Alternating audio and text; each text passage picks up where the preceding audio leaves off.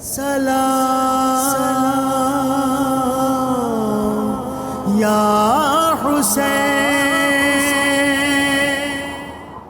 اعوذ باللہ من الشیطان الرجیم، بسم اللہ الرحمن الرحیم۔ السلام علیکم، اللہم صلی اللہ علیہ وسلم محمد والی محمد وبارک وسلم وصلو علیہ۔ ہر ابتدا سے پہلے، ہر انتہا کے بعد، ذات نبی بلند ہے، ذات خدا کے بعد۔ دنیا میں احترام کے قابل ہیں جتنے لوگ، میں سب کو مانتا ہوں مگر مصطفیٰ کے بعد۔ قتل حسین اصل میں مرگ یزید ہے، اسلام زندہ ہوتا ہے ہر کربلا کے بعد۔ یہ نہ پوچھ کیا حسین ہے، یہ نہ پوچھ کیا حسین ہے، فضل کبریا حسین ہے، کیا بتاؤں کیا حسین ہے، کیا بتاؤں کیا حسین ہے، میرا مدعا حسین ہے۔ بات ہے بس اتنی مختصر، بات ہے بس اتنی مختصر، ایک یزید تھا حسین ہے، ایک یزید تھا حسین ہے، ایک یزید تھا حسین ہے۔ مٹی میں مل گئے ہیں ارادے یزید کے، مٹی میں مل گئے ہیں ارادے یزید کے، لہرا رہا ہے آج بھی پرچم حسین کا، ایک یزید تھا حسین ہے، ایک یزید تھا حسین ہے۔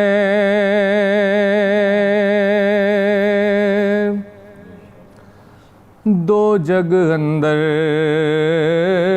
لجپالی دی، دو جگ اندر لجپالی دی، تصویر دا نام حسین، جس کفر دا سینہ چاک کیتا، اس پیر دا نام حسین، در اسلام دی دنیا وچ تشہیر دا نام حسین، میں پارس کیوں نہ فخر کراں، میرے پیر دا نام حسین، میں پارس کیوں نہ فخر کراں، میرے پیر دا نام حسین۔ حسین علیہ السلام آگے کیا فرماتے ہیں؟ باطل دے اگے نہ جھکنا، اے سیدہ دا معمول ہے، دو جگ اندر ساڈی شاہی ہے، دو جگ اندر مقبول ہے، میں ہوں بچڑا خاتا ہے خیبر دا، میری ماں دا نام بطول ہے، میں کو پیر شبیر آدھی دنیا، میرا نانا پاک رسول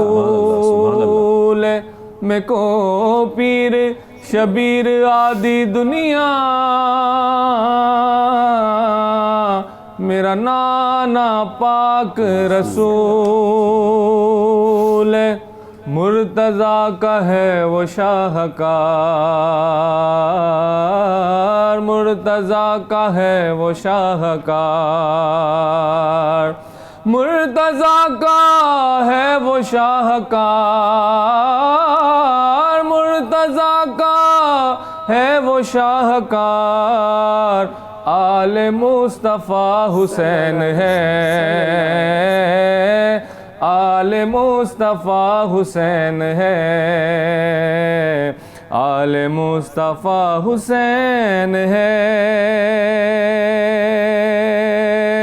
کربلا میں آخری نماز،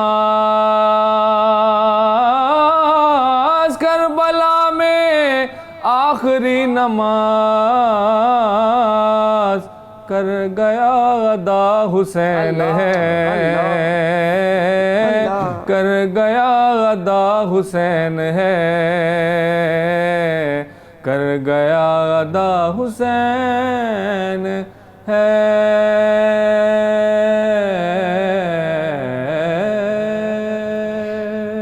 وہ محمد کا پیارا نواسا جس نے سجدے میں گردن کٹا دی۔ پروگرام کا باقاعدہ آغاز کرتے ہیں 10 محرم یوم عاشورہ۔ صبح سویرے پاکستان میں شاہ زیب برمایا آپ کی خدمت میں حاضر، آج کے دن کو نہایت عقیدت اور احترام کے ساتھ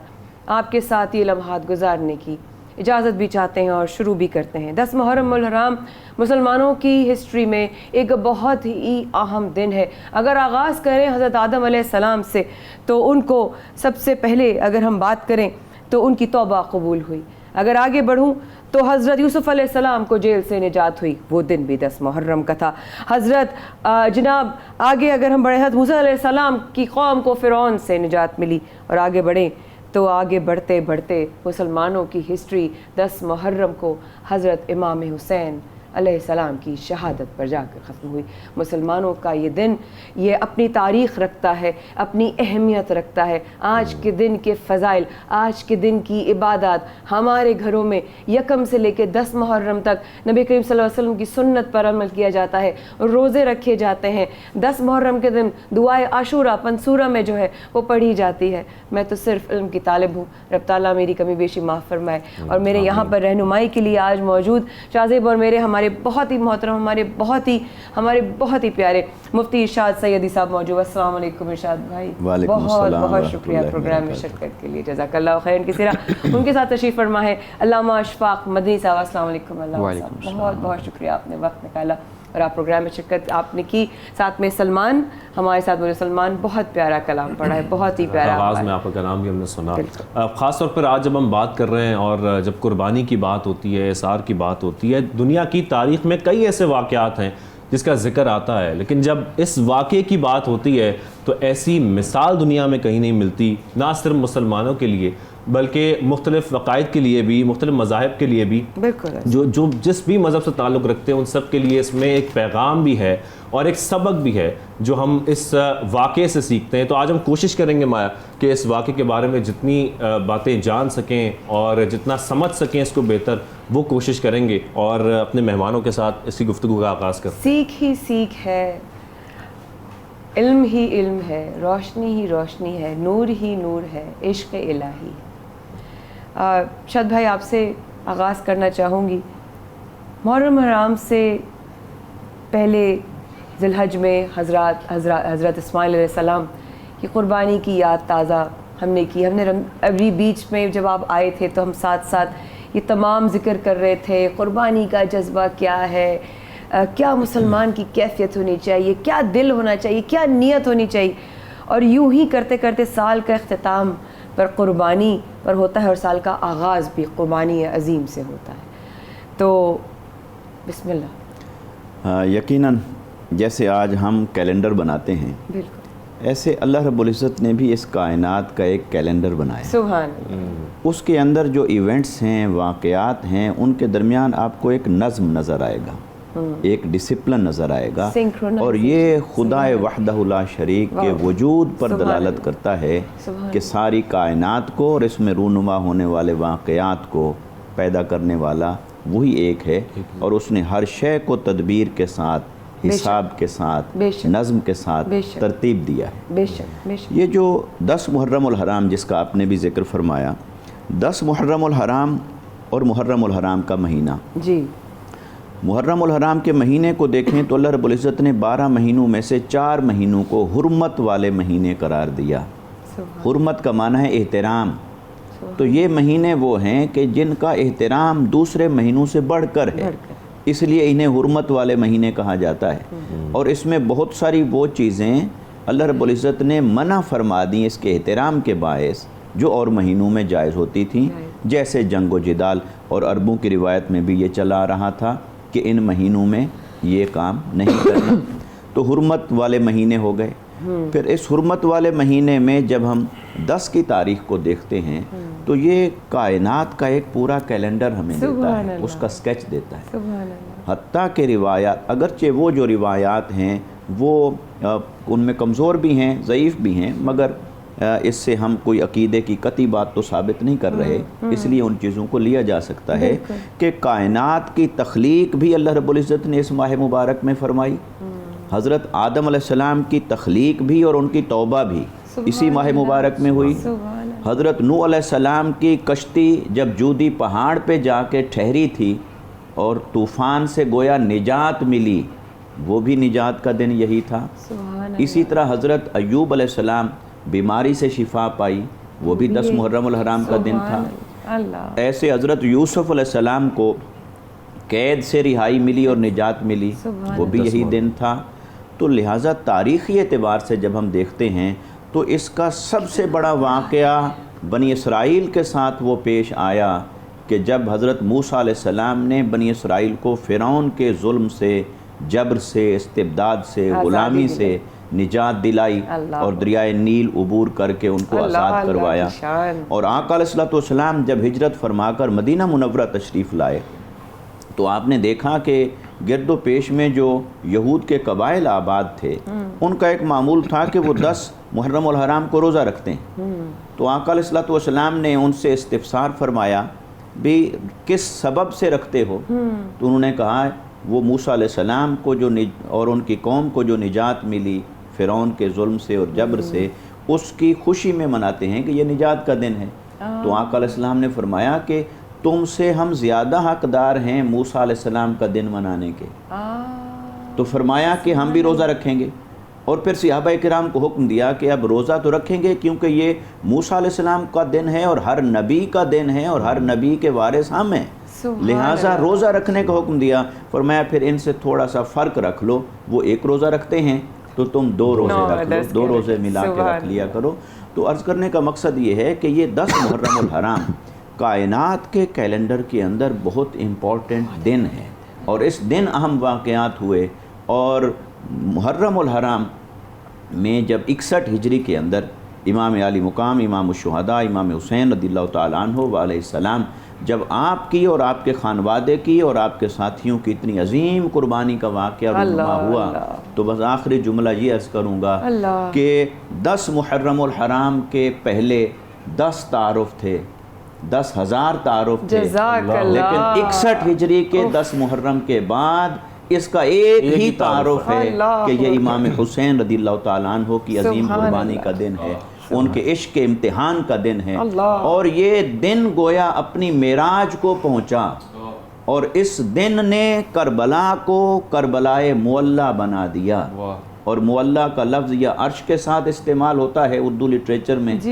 یا کربلا کے ساتھ، کیونکہ معلیٰ تقاضا کرتا ہے کہ جہاں حسن مطلق آشکار ہو اور اس کا مشاہدہ ہو وہ معلیٰ ہے۔ تو کربلا میں اللہ رب العزت نے ان ہستیوں کو جب انہوں نے اپنی جانیں پیش کیں تو حدیث کے مطابق ہر شہید کو جو اعزاز حاصل ہوتا ہے ان کو بدرجہ اتم حاصل ہوا کہ خود اللہ رب العزت نے اپنے انوار و تجلیات کی زیارت عطا فرمائی۔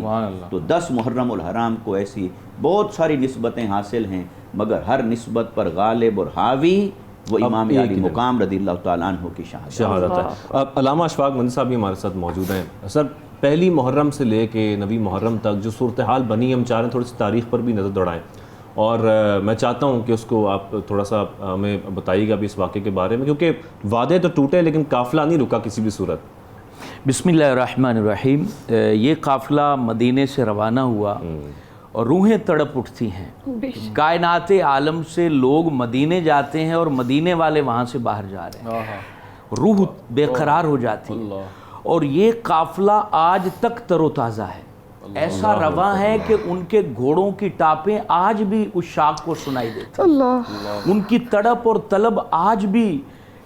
ہمارے ادراک اور احساسات میں اپنے موجود ہونے کا احساس دلاتی ہے.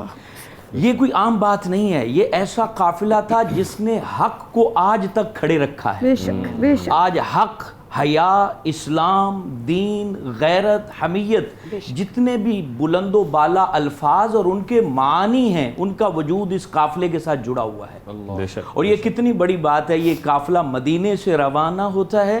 رجب کے مہینے میں, اور اپنے نانا حضور کو یہ آخری دفعہ سلام پیش کرتے ہیں تڑپتے دلوں کے ساتھ. یہ تو ایک مدینے کے عاشق ہی سمجھ سکتا ہے نا, کہ بندہ جب مدینے سے نکلتا ہے نا, وہ کہتے ہیں نا کہ قدم من بھر کے ہیں محسوس ہوتے ہیں, کہ اس وقت ایک عام آدمی, اس کا پیر ایسے لگتا ہے جیسے منو وزن پاؤں سے باندھ دیا گیا ہو. اور پھر اس مدینے سے حضرت امام علی مقام جب چلے ہوں گے, حضرت زینب چلی ہوں گی, حضرت بی بی سکینہ چلی ہوں گی, اور گود میں لیے حضرت علی اصغر اس قافلے میں چلے ہوں گے, تو اس وقت کیسے آنسو رواں ہوں گے, کیسے دھڑکنیں بے قرار ہوں گی, کیسے اس جدائی کے اوپر یہ پورا خانوادہ جن کے ساتھ حضور جان رحمت کا عشق اس انتہا کو تھا کہ جس کو ہم بیان نہیں کر سکتے, کیونکہ ہم 1400 سال بعد پیدا ہوئے ہیں. یہ وہ ہستیاں تھیں, ان گلیوں کو چھوڑ رہے تھے. ارے ایک عام شخص بھی اپنا وطن چھوڑے تو وہ بے قرار ہو جاتا ہے, اور ان گلیوں کو چھوڑ رہے تھے جس میں حضور صلی اللہ علیہ وسلم کے کندھوں پر سوار ہو کر یہ وہاں چلا کرتے تھے. نبی پاک علیہ الصلوۃ والسلام کی پشت اطہر پر یہ وہاں پر سواری کیا کرتے تھے اس شہر کو چھوڑ کر, اور پھر وہاں سے چھوڑ کر مکے میں آ گئے. لیکن یزید کو وہاں بھی سکون نہیں آیا, مکہ کے اوپر بھی اس نے حملہ کر دیا. حضرت عبداللہ ابن زبیر کے ساتھی موجود تھے, لیکن حضرت امام علی مقام وہاں بھی خاموش رہے, کیونکہ آپ نے مدینے کو بھی, دو شہادتیں ایسی ہیں, دو ہستیاں ایسی ہیں جنہوں نے اپنا خون پیش کر دیا, لیکن مدینے میں خون بہنا برداشت نہیں کیا. ایک حضرت عثمان غنی اور حضرت امام علی مقام, امام عرش مقام, انہوں نے اپنا خون پیش کر دیا, لیکن وہاں خون بہنے نہیں دیا. پھر وہاں سے یہ ذوالحجہ کو چلتے ہیں. ہمارے ناظرین کو یہ بات سمجھنی چاہیے کہ پیسے کے لیے سفر کرنا اور چیز ہے, عہدے کے لیے سفر کرنا اور چیز ہے, کسی اقتدار کی طلب میں سفر کرنا اور چیز ہے. اور یہ وہ ہستیاں ہیں جو 1447 کلومیٹر کا سفر کرنے جا رہے ہیں, اور آپ کے ساتھ بچے چھوٹے چھوٹے ہیں, آپ کے گھر والے ہیں, اور یہ 1447 کم و بیش کلومیٹر کا سفر کر کے جب یہ زبالہ کے مقام پر یہ قافلہ پہنچتا ہے, اللہ اکبر, وہاں حضرت قیس بن مسہر کے بارے میں آپ کو علم ہوتا ہے. بتایا جاتا ہے کہ آپ کے غلام جب کوفہ میں پہنچے, آپ کی محبت کا درس لے کے جب وہاں پر پہنچے, تو ان ظالموں نے کیا کیا کہ گورنر ہاؤس کی چھت پر کھڑا کر دیا. جب وہاں کھڑا کیا اور کہا تمہیں چھوڑ دیں گے, صرف اتنی بات کہہ دو کہ امام حسین غلط ہے. چھت کے اوپر کھڑے ہوئے, کہا کہ تمام کوفے والوں کو بلا لو. عشق نے وہ تاریخ رقم کی کہ جس پر آج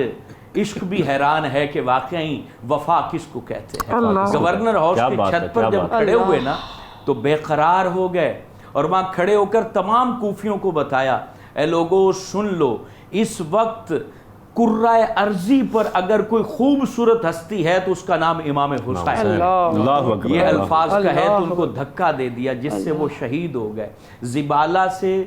کوہ ذی حسم پہنچے تو وہاں ہر کی فوجیں کھڑی ہوئی تھیں. یہ ہمیں سمجھنے کی ضرورت ہے, کیونکہ پہلے کوفہ آتا ہے, کربلا 70 کلومیٹر بعد میں آتا ہے. بعض لوگ سوال کرتے ہیں کہ کوفہ جانا تھا تو کربلا کیوں چلے گئے؟ تو آپ اس لیے گئے کہ وہاں عبید اللہ ابن زیاد نے چوکیاں بنا دی تھی, اور کوہ ذی حسم پر جو چوکی تھی وہ ہر کی کنٹرول میں تھی.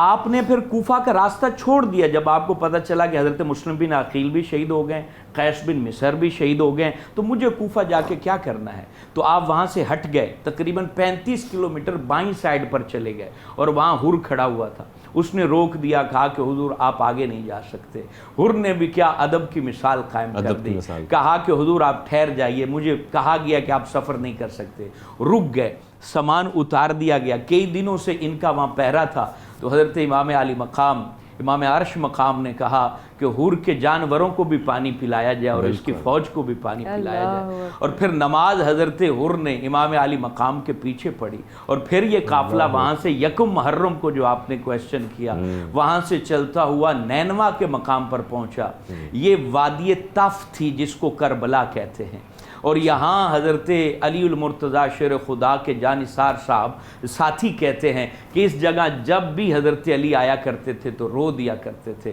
اور فرمایا کرتے تھے یہ وہ وادی ہے جہاں میرے بچوں کو رلایا جائے گا، ان کو تڑپایا جائے گا اور ان کا خون بہایا جائے گا۔ اور پھر 2 محرم کو آپ وہاں پہنچے، آپ نے خیمے نصب کیے، آپ نے اس پراپرٹی کو خریدا، اور پھر آپ نے پوچھا اس جگہ کا نام کیا ہے، تو سبھی نے کہا کہ اس کا نام کرب و بلا ہے۔ کہا یہی وہ جگہ ہے جہاں ہماری شہادت کو قبول کیا جانا ہے، جہاں ہماری روحوں نے اللہ کے نام پر قربان۔ سبحان اللہ، سبحان اللہ۔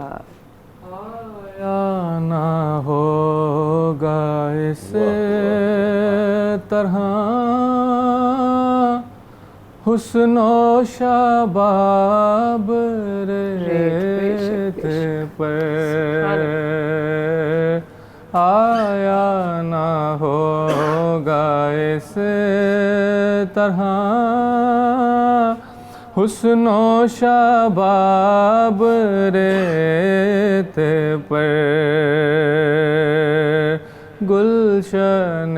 فاطمہ کے تھے سارے گلاب ریت پر، جانے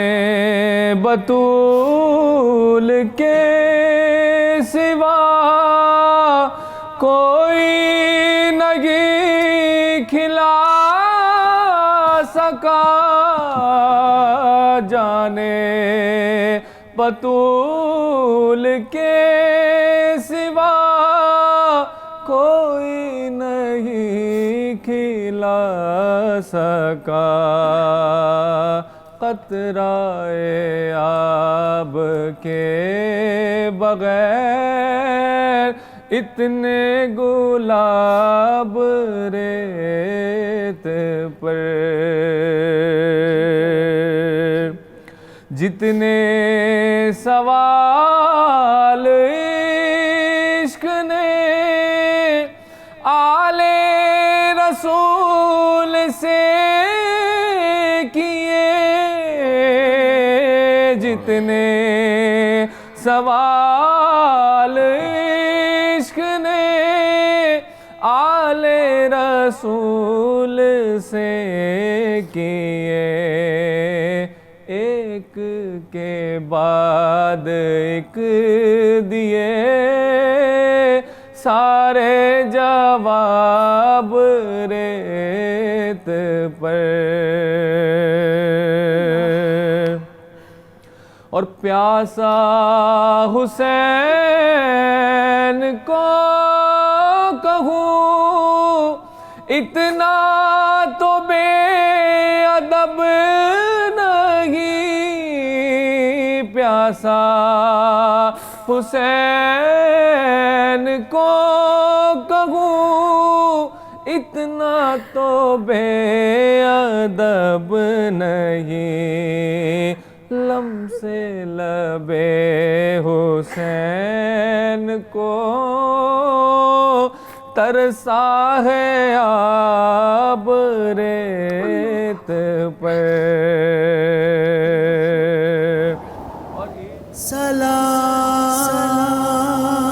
سلام یا حسین، سلام یا حسین، حسین کو حسین مان لو،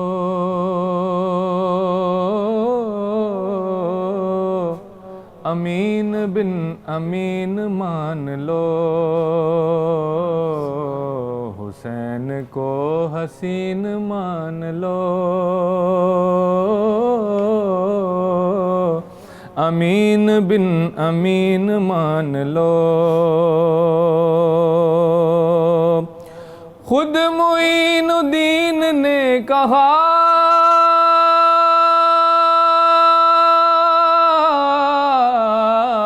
خود معین الدین نے کہا حسین کو ہی دین مان لو، امین بن امین مان لو۔ سبحان اللہ سلمان، اتنی دعائیں لے رہے ہیں آج کے دن، اتنے خوبصورت کلام اور اتنا خوبصورت ذکر اس محفل میں۔ آپ کو ایک بار پھر خوش آمدید کہتے ہیں صبح سویرے پاکستان میں۔ شاہ زیب اور مایا کو خوش نصیبی ہے کہ آج کے دن کی میزبانی بھی ہمیں اللہ نے نصیب کر دی ہے، ہماری نصیب ہے کہ آج کا اتنا بڑے دن میں ہم آپ کے ساتھ اس اسکرین کو شیئر کر رہے ہیں، اور میرے اتنے محترم یہاں پر جو میرے اسلامک اور ریلیجس اسکالرز موجود ہیں، ان سے اتنا کچھ سیکھنے کو مل رہا ہے۔ میں شاد بھائی آپ کی اجازت سے ایک سوال کرنا چاہوں گی، پھر انشاءاللہ اشفاق بھائی کی طرف بھی چلیں گے۔ ایک روایت ہے کہ کربلا کی زمین کو جاگیر علی اکبر بھی کہا جاتا ہے، اس کی سگنیفیکنس ہسٹوریکلی اگر آپ رہنمائی فرما دیجیے گا۔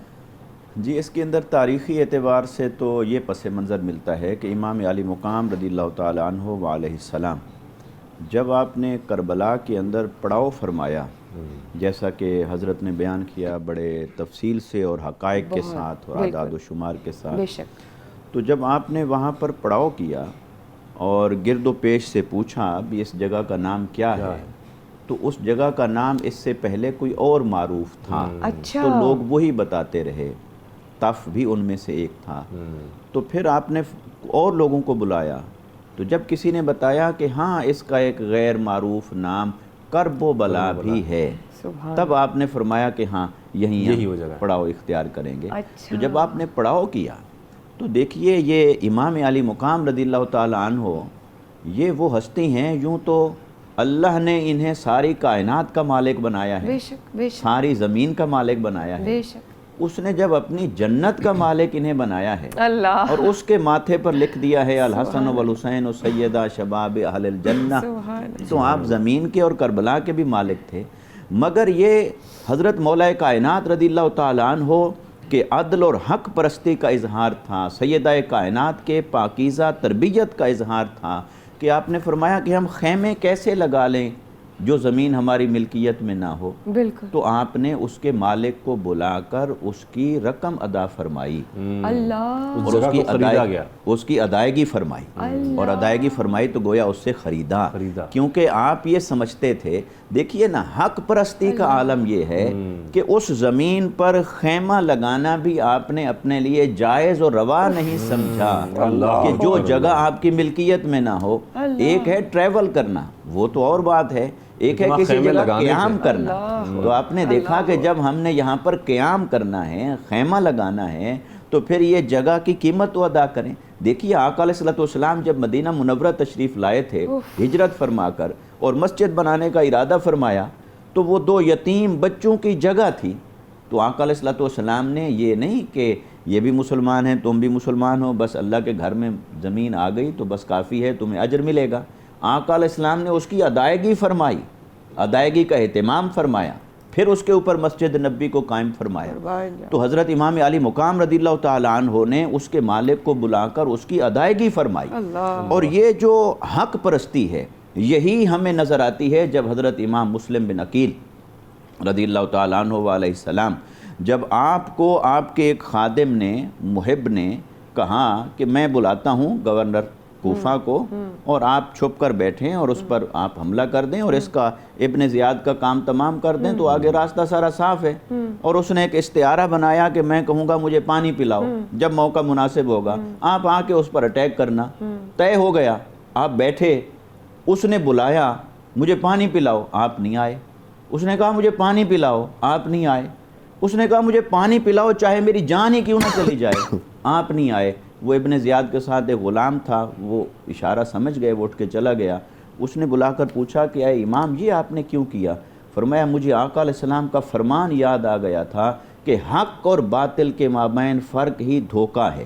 میں دھوکے سے اپنے دشمن کو قتل کروں، یہ مجھے شریعت محمدی اجازت نہیں دیتی۔ یہ حق پرستی کا ایسا اظہار ہوتا ہے ان اصحاب کی ہستیوں میں، اسوہ میں، سیرت میں۔ تو امام علی مقام رضی اللہ تعالیٰ عنہ نے بھی وہی فرمایا، اور یہ آقا علیہ السلام کی تعلیمات پر دیکھیے من و ان عمل کرنا، شریعت کے ظاہر پر اس قدر عمل کرنا، یہی آپ کی حق پرستی کی معراج ہے۔ تو آپ نے اس کی ادائیگی فرمائی، اور صاف ظاہر ہے کہ پھر جب آپ کی اولاد مبارک تو بڑے تو حضرت علی اکبر رضی اللہ تعالیٰ عنہ علیہ السلام، تو اس نسبت سے پھر انہیں ان کی جاگیر، اور پھر ایک استعارہ بھی بنتا ہے کہ امام علی مقام رضی اللہ تعالیٰ عنہ تو یقیناً اس قافلے کے سردار تھے، مگر اس میں اگرچہ شہزادوں کی صف میں اون و محمد بھی تھے، شہزادوں کی صف میں حضرت قاسم بھی تھے، مگر ان سب کا سردار، شہزادوں کی صف میں تو حضرت عباس بھی تھے، مگر ان سب کے شہزادے تو وہی تھے جو شہزادہ حسین تھے، حضرت امام علی اکبر رضی اللہ تعالیٰ عنہ۔ تو اس اعتبار سے بھی اسے آپ کی جاگیر استعارتاً اور محبت میں کہا گیا، اور اس تاریخی پس منظر میں بھی کہا جا سکتا ہے۔ تو اس سے ہمیں سبق حاصل ہوتا ہے کہ حالات جیسے بھی کیوں نہ ہوں، ہمیشہ اللہ اور اس کے رسول کی تعلیمات کا دامن انہوں نے قائم رکھا، تھامے رکھا، اس کو کسی حال میں نہیں چھوڑا۔ اس لیے اسلام زندہ ہو گیا ہے اس کربلا کے بعد۔ سبحان اللہ۔ اشفاق صاحب، اب ذکر ہو رہا ہے خیموں کا بھی، کس طریقے سے وہ جگہ خریدی گئی۔ حضرت امام حسین رضی اللہ تعالیٰ عنہ نے عباس علمدار کو یہ احکامات دیے تھے کہ نہر کنارے سے خیمے ہٹا لو، وہ واقعہ کیا تھا، اس کی وجوہات کیا تھیں؟ معاملہ یہ ہوتا ہے کہ جب آپ سفر کر کے کسی ایسی جگہ پر ٹھہرتے ہیں جس کے اطراف کا آپ کو مکمل علم نہیں ہوتا، تو ایسی جگہ کا انتخاب کیا جاتا ہے کہ پانی آپ کو وقت پر میسر ہو جائے، اور پھر جب جنگ کے حوالے سے آپ کو خطرہ ہو کہ جنگ ہو سکتی ہے، تو پھر بھی یہ حکمت یہی ہوتی ہے کہ آپ پانی کے قریب رہیں تاکہ آپ کے فوجی آرام سے وقت پر پانی حاصل کر سکیں۔ تو معاملہ یہ تھا کہ اس حکمت عملی کے تحت حضرت امام علی مقام، امام عرش مقام، کیونکہ جگہ بھی خرید چکے تھے، جیسے قبلہ نے فرمایا جگہ بھی خرید چکے تھے، تو ساری جگہ تو ان کی تھی، پراپرٹی انہی کی تھی، جہاں چاہتے یہ اپنے خیمے لگا سکتے تھے۔ لیکن معاملہ کیا ہوا کہ جب خیمے لگا دیے گئے تو یزیدی لشکر کہنے لگا کہ یہاں تو خیمے ہم نے لگانے ہیں، کیونکہ وہ ہوس کے مارے ہوئے تھے اور لالچ ان کے دلوں میں تھا، اور وہ زندہ رہنا چاہتے تھے، یہ شہید ہونا چاہتے تھے۔ سبحان اللہ، معاملہ یہ ہے نا کہ وہ زندہ رہنا چاہتے تھے، شہید ہونا چاہتے تھے، یہ شہید ہونا چاہتے تھے، وہ اسباب حیات کو تلاش کر رہے تھے، یہ اسباب شہادت۔ سبحان اللہ، سبحان اللہ۔ اب معاملہ یہی تھا کہ یہ چاہتے تھے کہ جو وعدہ ہمارے نانا کر چکے ہیں اس کو ہم پورا کر دیں، اور شہادت کبریٰ کا ظہور تام ہونا تھا حضرت امام علی مقام پر۔ تو حضرت عباس نے آ کر کہا کہ حضور وہ چاہتے ہیں کہ یہاں سے خیمے اکھیڑ لیے جائیں، تو امام علی مقام وہاں پر سفر کی حالت میں دغا، دھوکہ، فراڈ سب کچھ برداشت کرنے کے بعد بھی آپ مسکرا دیے، کہا کہ عباس خیمے اکھیڑ لیے جائیں، یہاں پر خیمے نہ لگائے جائیں، کیونکہ حضرت امام علی مقام کی شہادت کو یہ فضیلت حاصل ہے،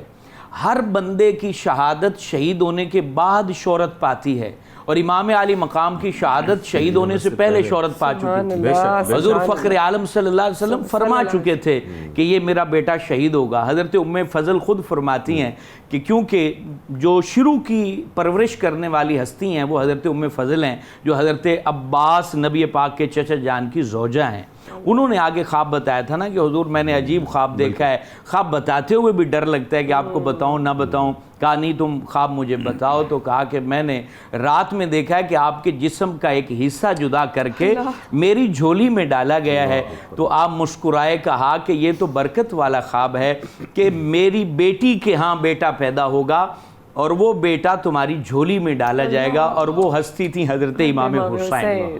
اور پھر حضرت امام علی مقام، امام عرش مقام حضرت ام فضل کی جھولی میں تھے۔ آپ کہتے ہیں کہ میں کسی کام سے حضور صلی اللہ علیہ وسلم کی جھولی میں رکھا، اور میں جب پلٹی تو میں نے دیکھا کہ حضور صلی اللہ علیہ وسلم رو رہے ہیں، آپ کی آنکھوں سے آنسو جاری ہیں۔ حضرت ام فضل کہتی ہیں میں قریب آئی اور پوچھا کہ حضور آپ بوسہ بھی دے رہے ہیں، اور روئے بھی جا رہے ہیں، معاملہ کیا ہے؟ تو فرمایا کہ میرا یہ بیٹا، آپ نے نواسانی بولتے تھے، ہمیشہ فرماتے تھے میرا یہ بیٹا، کہا میرا یہ بیٹا، میری امت اس کو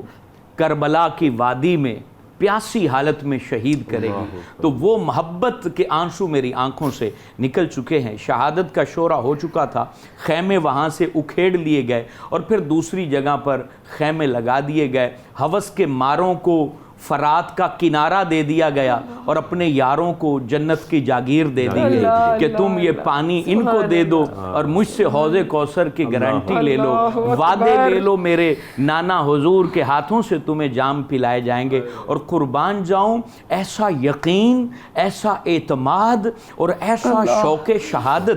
تاریخ میں آپ کو نہیں ملتا۔ یہی وجہ ہے دنیا میں بڑے بڑے کرائسز آئے ہیں اسلام پر،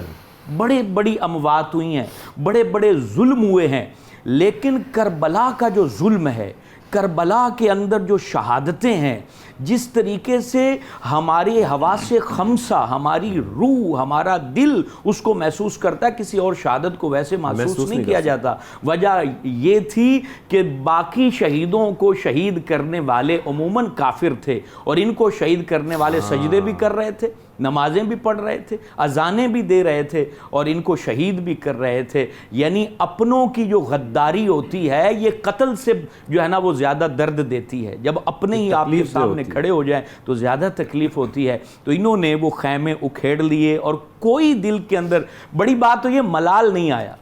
ہم تو مقصد اپنے بھائی کا ساتھ چھوڑ دیتے ہیں ہلکی سی بات پر، اور کہتے ہیں کہ ہم امام حسین کو ماننے والے ہیں۔ امام حسین کو ماننے کی ایک یہ علامت ہوا کرتی ہے کہ ظلم کی آندھیاں چلیں، بے وفائی اور غداری کے تیر چلیں، اس کے بعد بھی چہرے پہ مسکراہٹ رہے، اس کے بعد بھی جرت اور بہادری اور دلیری ختم نہ ہو، اس کو کہتے ہیں امام حسین کو ماننے والے۔ تو خیموں کا اکھیڑ لینا اور دوسری جگہ اس کو لگا لینا ہمیں تعلیم دیتا ہے، جو کچھ بھی ہو جائے کبھی غم میں نہ پڑنا، کبھی کمزوری نہ دکھانا، کبھی دکھ میں نہ آنا، مسکراتے مسکراتے رب کی رضا پر اپنے آپ کو قربان کرتے۔ سبحان اللہ، سبحان اللہ، سبحان اللہ، سبحان اللہ۔ سخا ان کی وراثت ہے، عطا ان کی وراثت ہے، علی کے ہیں یہ گھر والے، وفا کی وراثت ہے، علی کے ہیں یہ گھر والے، وفا کی وراثت ہے۔ یہ شب ہے خادمہ کی، سویرا کا نوکر ہے، یہ شب ہے خادمہ کی، سویرا کا نوکر ہے، یہ جب چاہیں اثر کر دے، ضیاء کی وراثت ہے۔ وہ ہستی ہو ختیجہ کی، وہ زہرا ہو کہ زینب ہو، وہ ہستی ہو ختیجہ کی، وہ زہرا ہو کہ زینب ہو، گواہ قدسی ہے لوگو، حیا کی وراثت ہے۔ یہ پتھر مارنے والوں سے بھی بدلہ نہیں لیتے، کرم ان کی وراثت ہے، دعائیں کی وراثت ہے، علی کے ہیں یہ گھر والے، وفائیں کی وراثت ہے۔ سبحان اللہ، سبحان اللہ، جیو جیو سلمان۔ شاد بھائی عشق آپ کی کا انتخاب بڑا زبردست، ماشاء اللہ ماشاء اللہ، بہت خوبصورت، بہت خوبصورت۔ شاد بھائی عشق کی یہ کون سی معراج تھی کہ جہاں پر حسین ہے، سامنے 10,000 ہیں، تیر ہے، گھوڑوں پر اونٹوں پر اٹیک کرنے کے لیے سب کچھ تیار، کوئی مینڈا نہیں آیا۔ خدا کا یہ عشق اپنے بندے سے کیسے سمجھیں گے؟ میں گنہگار انسان کیسے سمجھوں اس عشق؟ ماں کو جو محبت ہوتی ہے اپنے بیٹے کے ساتھ اور باپ کو، اگر بیٹا امتحان دے رہا ہو اور امتحان میں اسے رات بھر جاگنا پڑے تو ماں اور باپ کی محبت، خلوص اور خیرخواہی کا اظہار یوں نہیں ہوتا اس وقت کہ بیٹا سو جاؤ، آرام کرو، ریسٹ کرو، خیر ہے کوئی بات نہیں۔ اس وقت ماں اور باپ کی خیرخواہی، ان کی مدد، ان کی محبت، ان کی شفقت کا اظہار یوں ہوتا ہے، وہ اسے تھپکی دیتے ہیں، بیٹا تھوڑی دیر اور جاگ لو، تھوڑی دیر اور جاگ لو، بس تھوڑی سی تکلیف رہ گئی ہے، تھوڑی سی مشقت رہ گئی ہے، بس یہ رات اگر تم نے جاگ لی تو زندگی بھر تم عیش و عشرت کرو گے۔ ایسے ہی ہے۔ تو یہ جو عشق کا امتحان ہے، اس کا نقطہ کمال یہ ہے کہ ایسی تکلیفوں سے، قربانیوں سے، مصائب اور آلام سے انہیں گزار کر عشق کی معراج تک پہنچایا جائے۔ یہ ہے اللہ کی مدد و نصرت، یہی ہے تاجدار کائنات صلی اللہ علیہ وسلم کی تربیت اور مدد و نصرت۔ ورنہ تو سوال کرنے والے کر سکتے ہیں کہ آپ کہتے ہیں کہ نبی مکرم صلی اللہ علیہ وسلم مختار کل ہیں، حضرت مولا کائنات مشکل کشا ہیں، معروف ہیں، اور سیدہ کائنات، اور پھر حسنین کریمین جن کے قدموں سے ولایت پھوٹتی ہے، تو ولی کرامتیں دکھا کر کتنی تکلیفوں کو دور کر دیتے ہیں اپنے مریدین کی، اپنے متوسلین کی۔ تو انہوں نے نہ کرامت دکھائی، نہ تصرف کیا۔ تو اس کی روحانی طور پر وجہ یہ ہے کہ اپنے آپ کو بچانے کے لیے کرامت کا اظہار کرنا یا تصرف کا اظہار کرنا، یہ عشق کے اندر نقص ہے، کمال نہیں ہے۔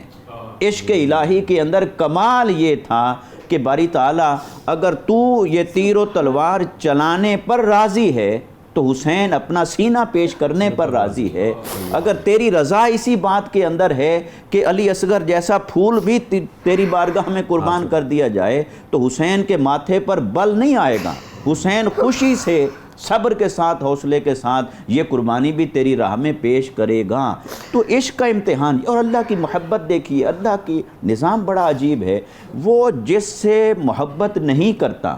اسے بھی کبھی کبھار تکلیف آتی ہے، مگر جس سے وہ محبت کرتا ہے اسے زیادہ تکلیف دیتا ہے۔ آقا علیہ السلام نے ارشاد فرمایا کہ ہر شخص کے جو ایمان کا درجہ ہوتا ہے اس کو پیش آنے والی تکلیفوں کا درجہ بھی وہی ہوتا ہے، یعنی جو ایمان میں جتنا بلند ہے اسے تکلیفیں بھی اتنی زیادہ پہنچیں گی، کیونکہ جب تک تکلیفیں زیادہ نہ پہنچیں، ایمان اس کا مضبوط پہاڑ کی طرح، تکلیفیں آئیں چیونٹی کی طرح، تو وہ تکلیفوں میں پتہ کیسے چلے گا؟ اب ایک پی ایچ ڈی اسکالر ہے، اس کے سامنے آپ پرائمری کلاس کا جو امتحان کا پرچہ ہے وہ رکھ دیں کہ اس کو آپ اٹیمپٹ کرو، وہ تو 1 منٹ نہیں لگائے گا، اس کو اٹیمپٹ کر دے گا، تو وہ مشکل میں تو آیا نہیں۔ جب اسے مشکل پیش نہیں آئی تو اسے ایوارڈ کس چیز کا دیا جائے؟ اس لیے جس کی جو سطح ہوتی ہے اس کی آزمائش کی سطح بھی وہی ہوتی ہے۔ تو یہ وہ ہستیاں تھیں جو ایمان کے نقطہ کمال پر، ہدایت کے نقطہ کمال پر، بلکہ ایمان اور ہدایت ان کی نسبتوں کا نام ہو، جو عشق الہی کے نقطہ کمال پر۔ اور حضرت نے ایک لفظ استعمال فرمایا تھا، شہادت کبریٰ۔ تو جو شہادت کبریٰ کے وارث ہوں، شہادت کبریٰ کے امین ہوں، شہادت کبریٰ کے حامل ہوں، کیا ان کا امتحان صرف اتنا ہی ہو جانا چاہیے تھا کہ کوئی آ کے چپکے سے شہید کر دیتا؟ نہیں، اللہ نے دکھایا ہے میں جنہیں عظمتیں دے رہا ہوں، جنہیں جنتوں کا وارث اور مالک بنا رہا ہوں، ایسے نہیں بنا رہا۔ آؤ کربلا کے میدان میں تاریخ پڑھ کے دیکھو، حسین کو دیکھو، بتاؤ یہ حقدار ہے کہ نہیں؟ یہ جتنی عظمتیں دے رہا ہوں، یہ استحقاق رکھتے ہیں کہ نہیں رکھتے ہیں؟ یہ اس گھرانے کو جو ایمان کا مرکز اور سرچشمہ بنایا ہے، یہ استحقاق رکھتے ہیں۔ انہوں نے اپنے عمل سے، اپنی سیرت سے، اپنے کردار سے، اپنی قربانی سے، صبر اور تحمل سے یہ ثابت کیا ہے کہ ہم ہی اس کے اہل تھے۔ جو منصب ہمیں دیا گیا ہے وہ منصب ایسے تھالی میں پلیٹ میں رکھ کر سجا کر نہیں پیش کیا گیا۔ اس کا اہل ہونے کے لیے علی اکبر جیسا لاشا بھی تڑپا ہے، حضرت قاسم جیسے حسین جوان کی قربانی بھی ہوئی ہے، اور سیدہ زینب سلام اللہ علیہا اور مستورات اہل بیت مصطفیٰ، اور وہ میدان کربلا میں انہوں نے یہ قربانیاں دی ہیں، تب جا کر یہ ہوا ہے۔ اور اللہ نے فرمایا وَلَنَبْلُوَنَّكُمْ بِشَيْءٍ مِّنَ الْخَوْفِ وَالْجُوعِ وَنَقْصٍ مِّنَ الْأَمْوَالِ وَالْأَنفُسِ وَالثَّمَرَاتِ۔ فرمایا کہ میں تو ضرور تکلیفیں دوں گا، میں تمہیں آزماؤں گا۔ اور اللہ نے آزمایا، اور ساری تکلیفیں، ہر ایک کو ایک ایک تکلیف آتی رہی، کسی کو 2 آئیں، اور یہاں ساری تکلیفوں کا لشکر، آزمائش، مصائب اور آلام کا لشکر حسین کے سامنے بھیجا، اور حسین نے اپنے پاؤں کی ٹھوکر سے سب کو خاک میں اڑا دیا، اور ایسا عظیمت کا پہاڑ بن کے کھڑے رہے کہ آج دنیا واہ واہ کر رہی ہے۔ عشق کا امتحان جس گریڈ کے ساتھ امام حسین نے پاس کیا ہے، یہ اپنی مثال آپ ہے، اپنی مثال آپ۔ صلی اللہ علیہ حبیبہ سیدنا محمد علیہ وسلم۔ اس وقفے کے بعد ہمارے ساتھ رہیے گا۔ 10 محرم حرام عاشورے کا دن، صبح سویرے پاکستان میں ہم اپنے علماء کرام کے ساتھ اس وقفے کے بعد حاضر ہوتے ہیں۔ سلام یا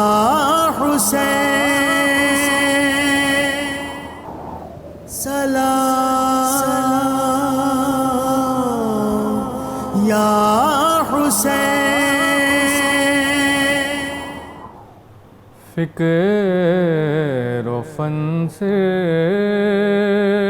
علی ہیں، یا علی کے بیٹے،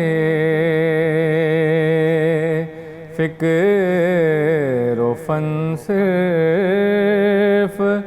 علی ہیں، یا علی کے بیٹے، اب لگن صرف علی ہیں، یا علی کے بیٹے، تم روایات میں دیکھو تو ولی اور بھی ہیں، تم روایات میں دیکھو تو ولی اور بھی ہیں، پر آیتن صرف علی ہیں، یا علی کے بیٹے، آیتن صرف علی ہیں، یا علی کے بیٹے، اور لفظ منی نے بتایا کہ محمد جیسے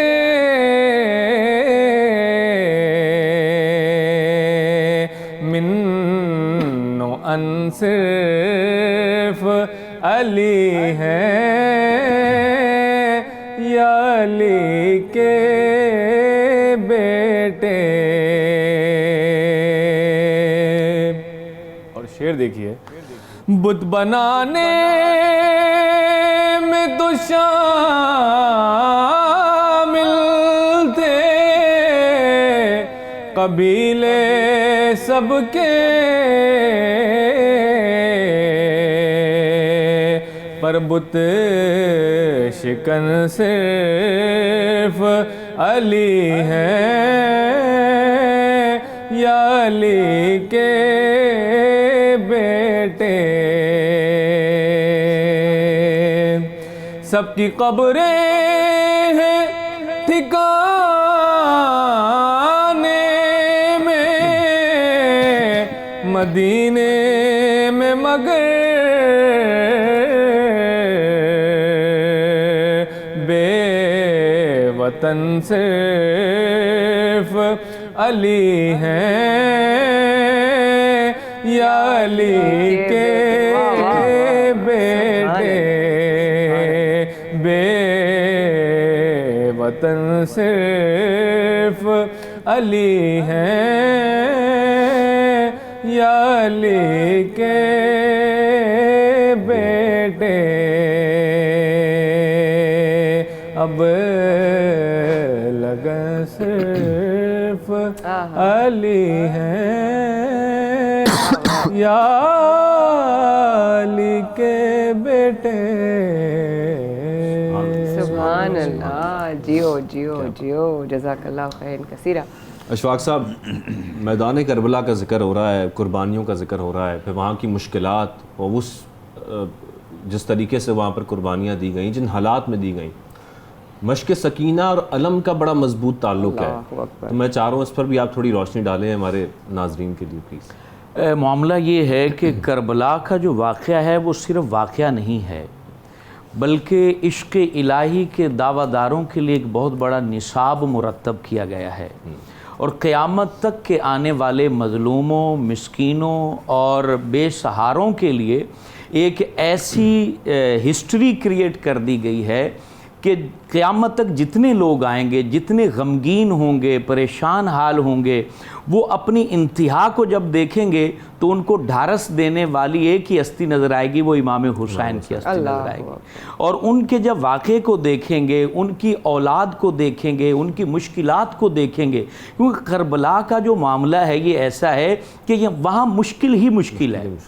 یعنی آپ زندگی کے اندر مشکلات تو سبھی کو آتی ہیں، لیکن کہیں نہ کہیں آسانی کی رمق ضرور نظر آتی ہے۔ کربلا کا میدان وہ میدان ہے جہاں حضور جان رحمت کا خانوادہ موجود ہے، کائنات کو رحمت بانٹنے والوں کا گھرانہ موجود ہے، کائنات کو آسانیاں دینے والوں کا گھرانہ موجود ہے، کائنات کو سہارا دینے والوں کا گھرانہ موجود ہے، لیکن آسانی موجود نہیں ہے، مشکل موجود ہے۔ لیکن معاملہ یہ ہے کہ ہم اس کے ظاہر کو دیکھتے ہیں تو ہم بڑے کمزور لوگ ہیں، اور ظاہر سی بات ہے کربلا کے واقعے کا ایک ذرہ آج کی مخلوق پر ڈال دیا جائے تو یہ بات یاد رکھیں کوئی بھی شاید زندہ بھی باقی نہ بچے۔ یہ وہی تھے جو اس کو برداشت کر گئے۔ امام حسین ہوں، حضرت بی بی سکینہ ہوں، حضرت بی بی زینب ہوں، ان کی ہستیاں تو بہت دور کی بات ہے۔ وہاں ایک طرف کا شوق دیکھیں، حضرت مسلم بن اوسجہ اور حضرت حبیب بن مظاہر، یہ قبیلہ بنو اسد کے دو افراد ہیں جو حضرت علی المرتضیٰ شیر خدا کے جانثار ساتھی تھے۔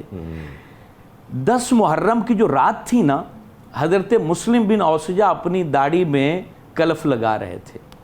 رنگ کر رہے تھے، تو ان کے ساتھی حضرت حبیب بن مظاہر کہتے ہیں صبح جنگ ہونی ہے اور آپ رنگ لگا رہے ہیں، آپ کو کس بات کی خوشی ہے؟ کہتے ہیں کہ میرے اور جنت کے درمیان ایک رات رہ گئی ہے۔ اللہ اکبر۔ ان کا شوق دیکھیں، مشکلات تو نظر آتی ہیں لیکن ان کا شوق دیکھیں، وہ کہہ رہے ہیں کہ ہمارے درمیان صرف ایک رات رہ گئی ہے، صبح ہوگی، ہم قربان ہوں گے امام علی مقام کے قدموں میں اور جنت میں پہنچا دیے جائیں گے۔ اور یہی کچھ ہوا، باری باری سبھی قربان ہوئے، لیکن اتنی ساری مشکلات کے بعد ایک وہاں شہزادی نظر آتی ہے، امام حسین کی شہزادی حضرت بی بی سکینہ۔ سبحان اللہ و بحمدہ، کتنا کمال ضبط تھا، ضبط کیوں نہ ہو۔ جب حضرت علی اکبر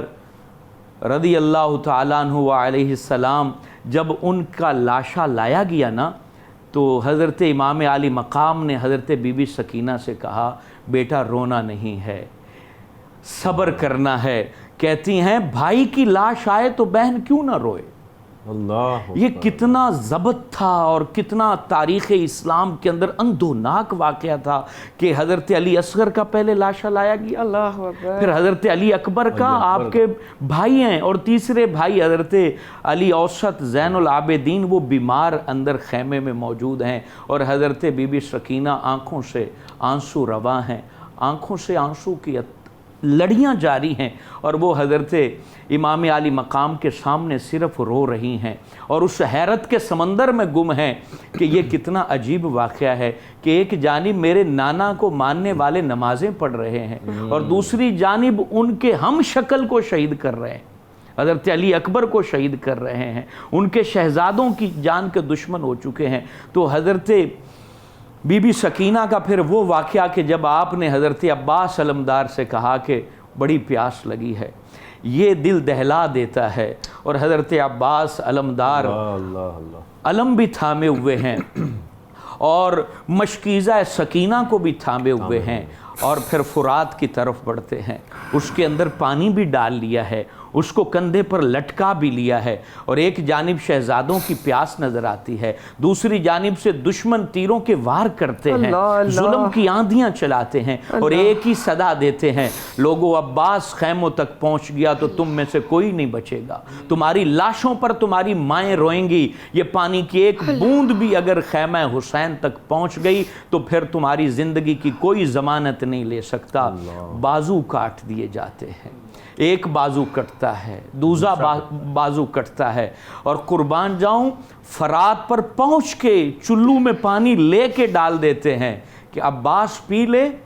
اور حضرت سکینہ پیاسی رہ جائے، حضرت علی اصغر پیاسے رہ جائیں اور میں پانی پی لوں۔ خدا کی قسم قیامت تک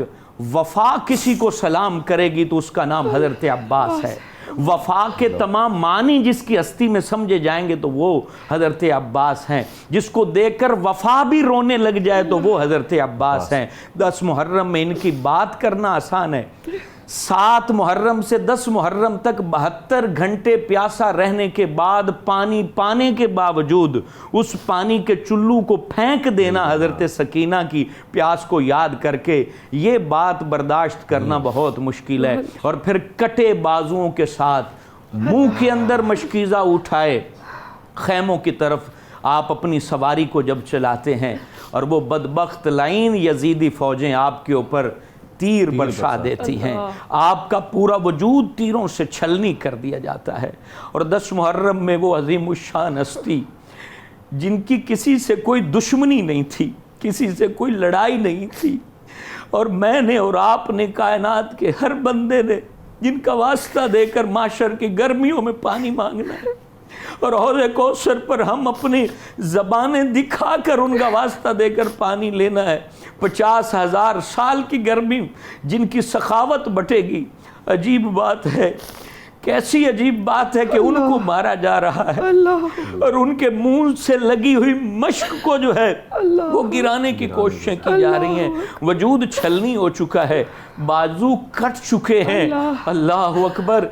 ولایت تکوینی رکھنے کے باوجود، اور جن کے بابا کے لیے سورج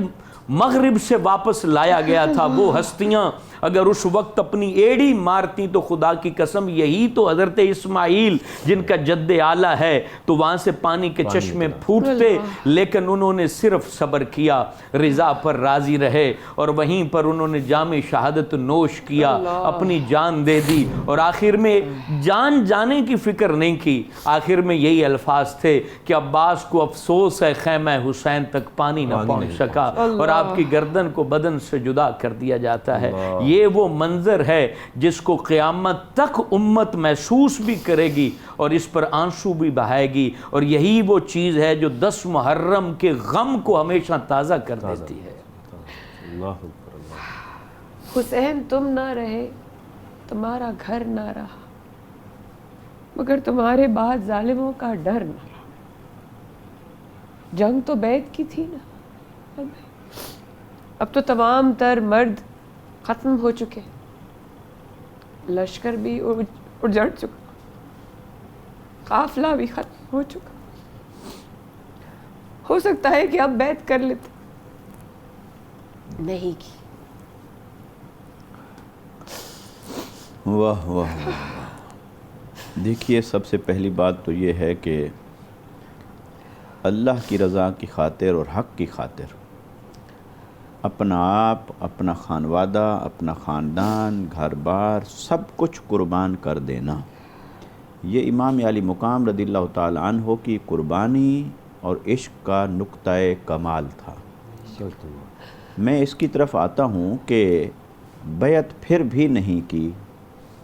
جو افراد خانہ اہل بیت اطہار مستورات اہل بیت مصطفیٰ صلی اللہ علیہ وسلم اور امام زین العابدین رضی اللہ، مگر دیکھیے کہ جیسے تھوڑی دیر قبل ذکر ہوا تھا کہ مزاحمت ہوتی ہے یزیدی لشکر کی طرف سے کہ نہر کے قریب سے آپ خیمے ہٹائیں، تو امام علی مقام فرماتے ہیں کہ ہٹا لو۔ جہاں سخاوت کا اظہار ہوا تھا وہاں وہ اس بات کے اوپر بھی قائم تھے کہ ہم نے کسی اور سبب سے جنگ نہیں کرنی، کوئی یہ نہ کہے کہ یہ جنگ اس وجہ سے ہوئی تھی کہ خیمے ہٹا لو، کوئی یہ نہ کہے کہ جنگ پانی کی وجہ سے ہوئی اور تھی، تنازع کھڑا نہ، خیمے کی وجہ سے ہوئی تھی، وہ حسین کی قربانی کی اہمیت کو گھٹا دیتا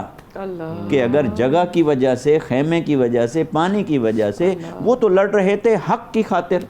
اور وہ حق کیا تھا کہ سر داد نہ داد دست در دست یزید حقا کے بنا لا الہ ہست حسین، وہ مانگ رہا تھا کہ ہاتھ دے دیجئے، فرمایا ہاتھ نہیں دے سکتا، سر لے جا سکتے ہو، اور جس سر کو جھکانے کے لیے لشکر بھیجے گئے تھے اسی سر کو اپنے نیزوں پر اپنے سروں سے اوپر اٹھا کے جا رہے تھے۔ امام علی مقام رضی اللہ تعالیٰ عنہ نے جو بیعت کا انکار کیا تھا یہ محض بیعت نہیں تھی، اگر امام علی مقام رضی اللہ تعالیٰ عنہ اس کے سامنے سرنڈر کر لیتے، ابھی نعت کے اندر لفظ آیا تھا منی، آقا علیہ السلام کا فرمان مبارک ہے الحسین منی وانا منہ، اور اس منیت کے اندر ایک رشتہ ہے، جزئیت اور بعضیت کا رشتہ ہے، اس میں نسب کا رشتہ ہے، اس میں حسین کو آقا علیہ السلام کی ذات کے ساتھ جو نسبت حاصل ہے تو آقا علیہ السلام کے سب سے زیادہ مشابہ ظاہر میں، باطن میں، قول میں، فکر میں، نظریہ میں، تو امام علی مقام رضی اللہ تعالیٰ عنہ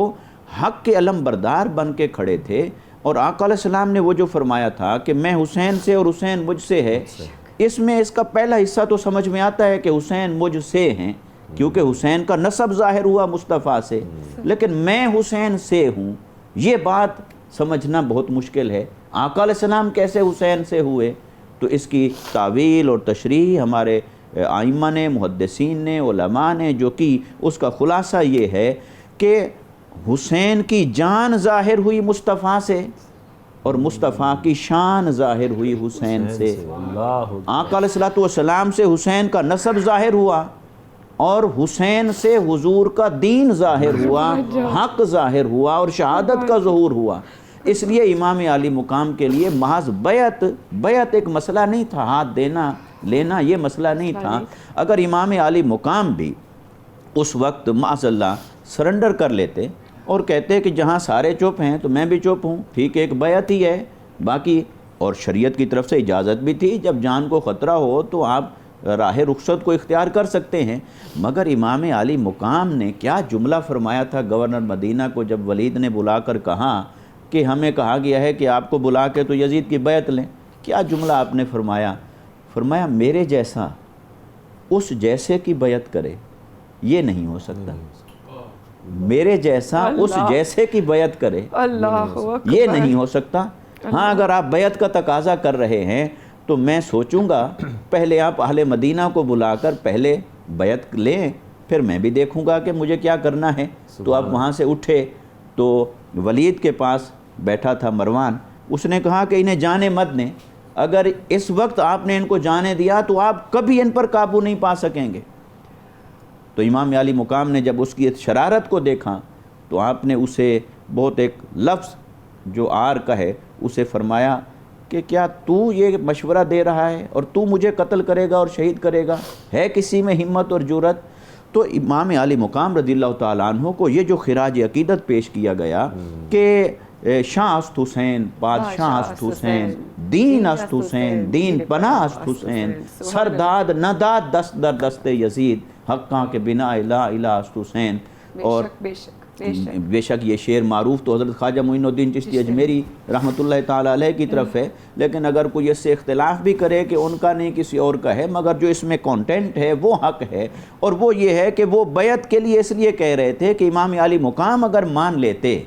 تو دیکھیے وہ حق اور باطل کا پیمانہ ہی بدل جاتا اور کون اٹھتا اس کے بعد. یہی وجہ ہے کہ امام علی مقام رضی اللہ تعالیٰ عنہ کو آقا علیہ السلام نے خصوصی طور پر تیار فرمایا تھا. جب اپنے کندھوں پر سواری کرا رہے تھے تو وہ پیغام تھا کہ حسین کل گھوڑے کی پشت پر سوار ہونا پڑے تو یہی میری سواری تیرے حوصلے کے لیے کافی ہونی چاہیے. جب آقا علیہ السلام اپنی زبان مبارک چسا رہے تھے تو یہی پیغام دے رہے تھے کہ اے حسین کل جب پیاسا تجھے عشق الہی کا امتحان دینا پڑے تو یہی میری زبان کی جو چوسنا ہے یہی تیرے لیے حوصلہ اور ہمت ہے اور یہی کافی ہے. تو امام علی مقام کو آقا علیہ السلام نے اس انداز سے تیار فرمایا تھا کہ جب دین پر کڑا وقت آئے اور دین کی اجتماعی حیت کو کوئی اپنے جبر اور استبداد سے پارا پارا کرنا چاہے تو حسین بے شک مسجدوں میں نمازیں ہو رہی ہوں، حج بھی ہو رہا ہو، مگر اس حج کو چھوڑ دینا، دین مصطفیٰ کی جو حیات اجتماعیہ ہے اس پر کوئی حرف نہ آنے دینا. اور آج حسین کی وہی قربانی ہے جو ہر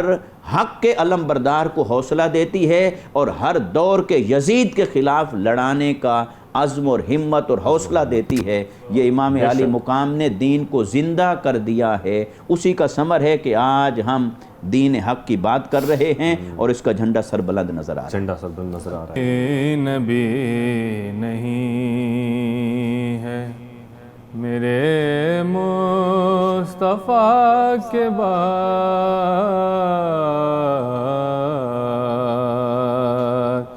شیر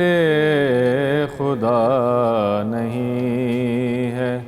علی مرتضیٰ کے بعد،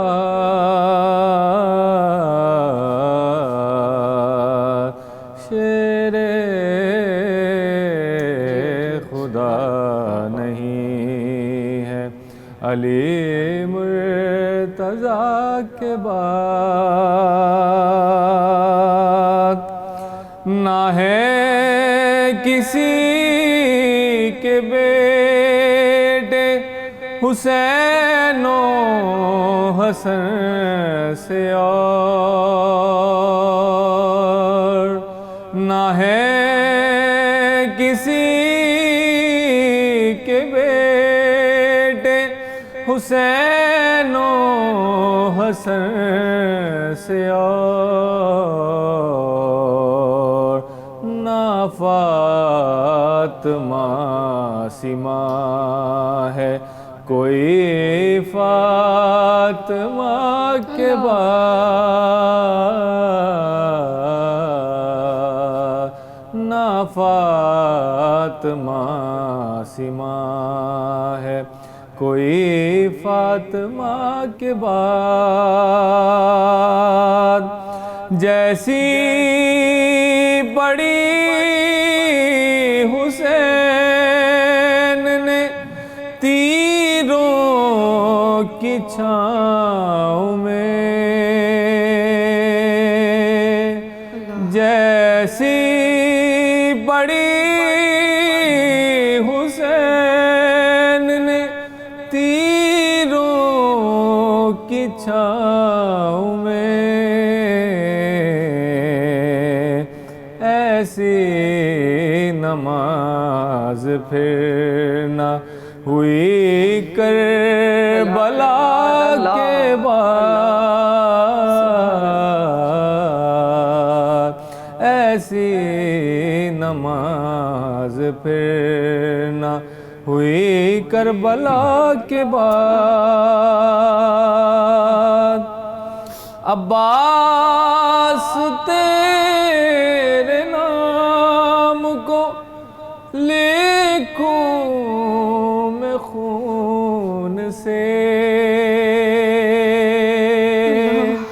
عباس تیرے نام کو لکھوں میں خون سے، لکھوں وفا سے پہلے یا لکھوں وفا کے بعد. سبحان اللہ سبحان اللہ. جیو جیو. سلام یا حسین، سلام یا حسین. ایک بار پھر سب سویرے پاکستان میں شاہ زیب اور مائع کے ساتھ رہنے کا اس وقفے میں بے حد شکریہ. یوم عاشورہ کا دن ہے آج کی عبادتیں اللہ پاک خیر و عافیت کے ساتھ آج کا دن گزروائے. تمام لوگ بہت ہی عقیدت و احترام سے آج کا دن مسلمان پوری دنیا میں منا رہے ہیں، اور پاکستان میں بھی پوری روایات کے ساتھ اس کو نبھایا جا رہا ہے. سب سے پاکستان میں علماء کرام یہاں موجود ہیں، مفتی کرام یہاں موجود ہیں، لیکن یہ جو محفل ہے یہ اللہ چنتا ہے اور اجازت دیتا ہے اپنے حبیب کا ذکر کرنے والوں کو اور سننے والوں کو. تو پھر اس محفل میں اللہ نے ہم گناہگاروں کو، شاہ زیب کو اور مجھ کو بھی شامل کر لیا، اور ہم اتنے خوش نصیب ہیں کہ ہم اپنے اسکالرس کی موجودگی میں اس وقت اتنا کچھ سیکھ رہے ہیں. اللہ پاک آپ لوگوں کے لیے ڈھیروں ڈھیروں ڈھیروں جو ہے برکتیں نازل فرمائیں آپ پہ. تو شاہ زیب ہم لوگ بھی ڈسکس کر رہے تھے جس سوال کا. میں اسی چاہ رہا تھا کہ ہم علماء کرام کی طرف چلیں اور کچھ جتنی باتیں ہم اس کم وقت میں جان سکتے ہیں وہ جاننے کی کوشش کریں. علامہ اشفاق مدنی صاحب، دین اسلام کی سربلندی کے لیے جو قربانیاں دی گئیں اس کا ہم نے ابھی تک ذکر کیا، واقعہ کربلا کی مشکلات کا ذکر کیا، یہ سارا ذکر ہم کر رہے ہیں اور آپ لوگوں نے بہترین انداز میں اس کو بیان کیا. لیکن خاص طور پر واقعہ کربلا کی اگر ہم بات کریں تو بحیثیت مسلمان ہمیں کیا سبق ملتا ہے، اس سے کیا پیغام ملتا ہے؟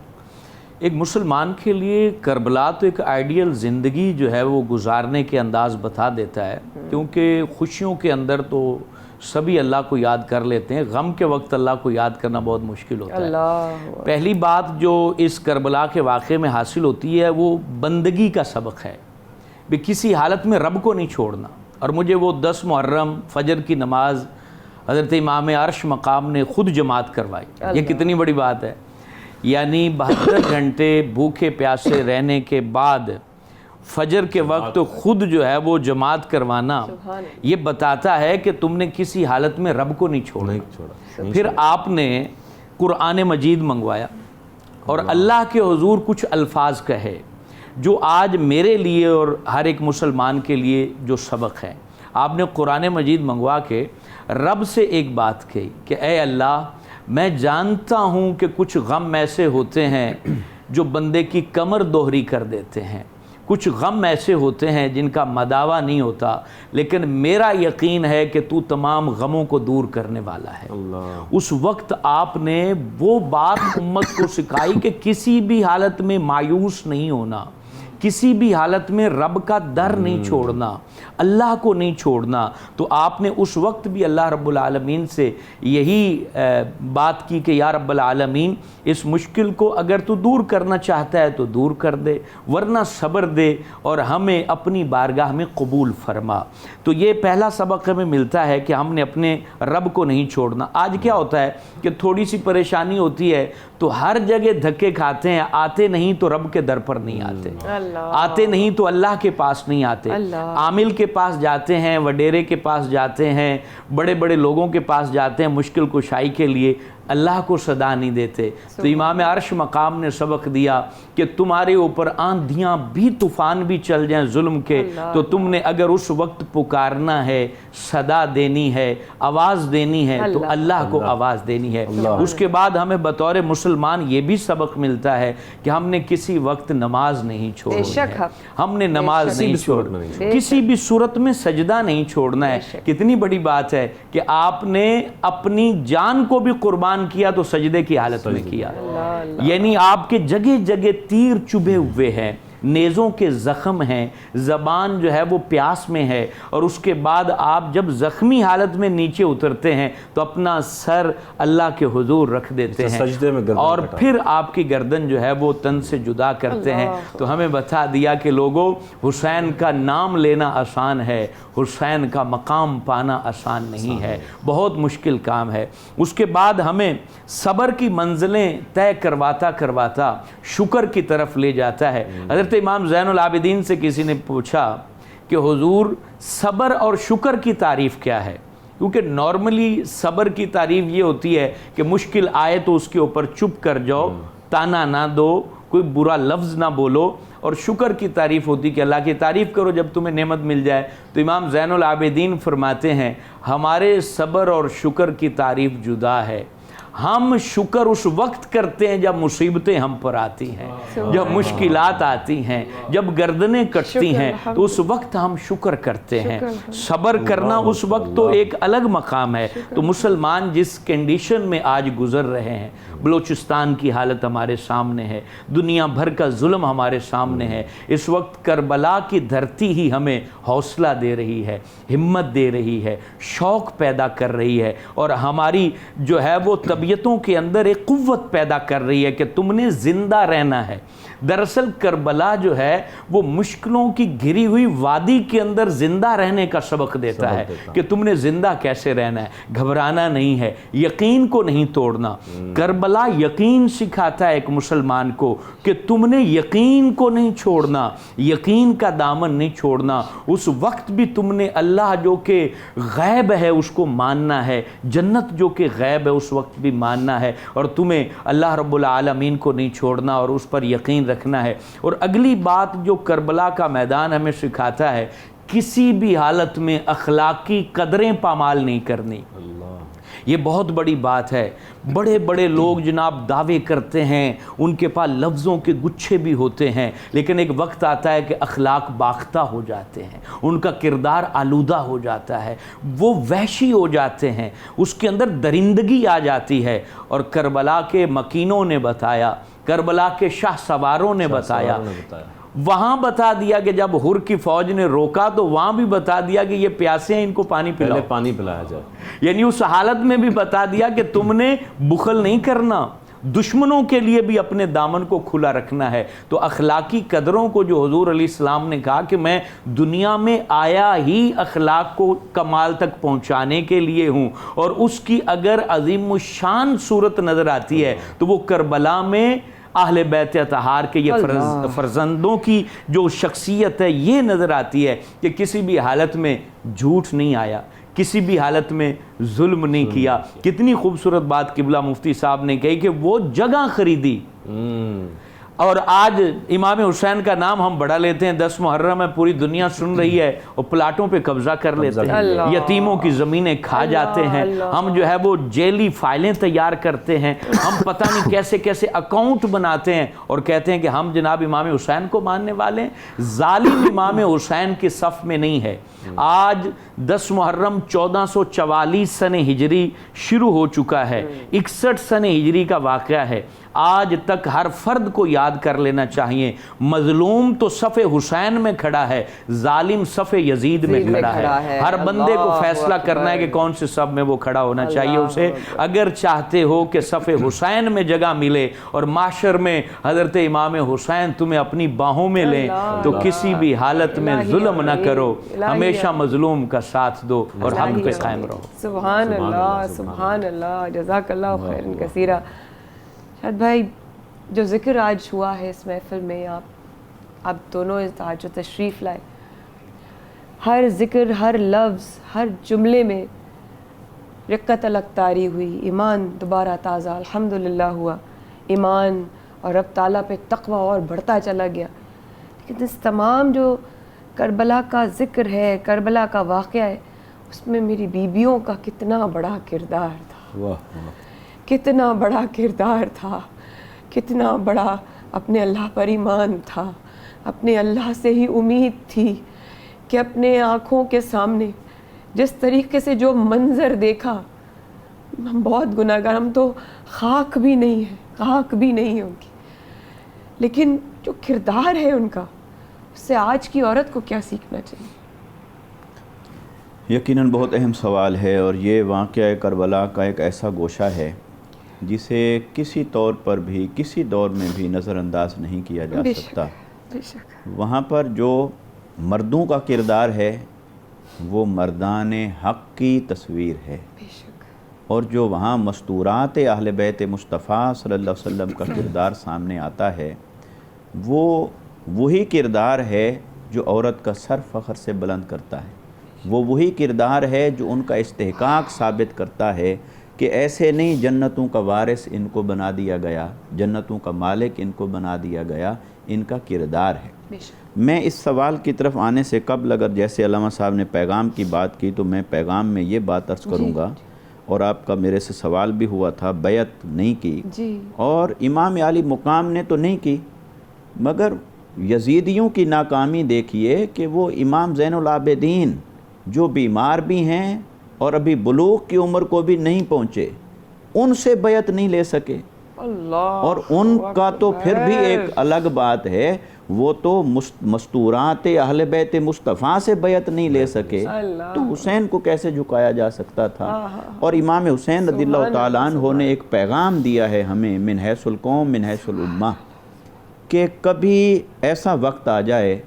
تو کسی کرپٹ، بددیانت، نااہل حکمران کے سامنے سر نہیں جھکانا، ہمیشہ کردار کے پیچھے کھڑے رہنا، کبھی بھی کسی ایسے کے پیچھے نہ چل پڑنا